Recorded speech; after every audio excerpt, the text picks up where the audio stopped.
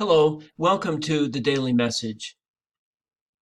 Today, August 15th, we celebrate the feast of the Assumption of Mary.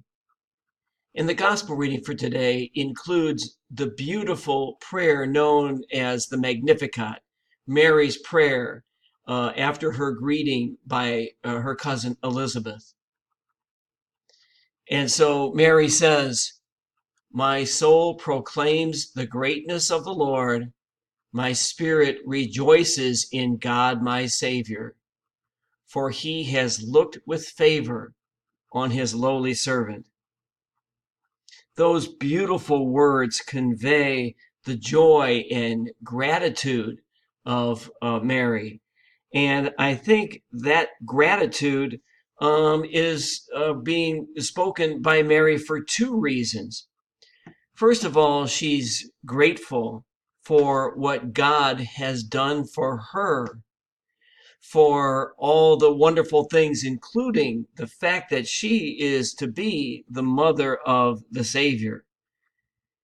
At the same time, I hear in these words Mary's joy and gratitude for what she has done and for what she would be able to do for God and for God's people by being the mother of Jesus.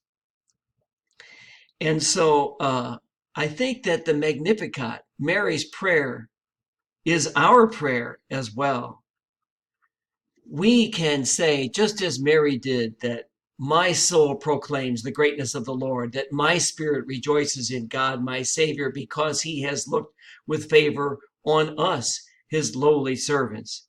And so we can express with Mary the great joy and gratitude for all the things that God has done for us, all the many blessings that we receive each and every day of our lives.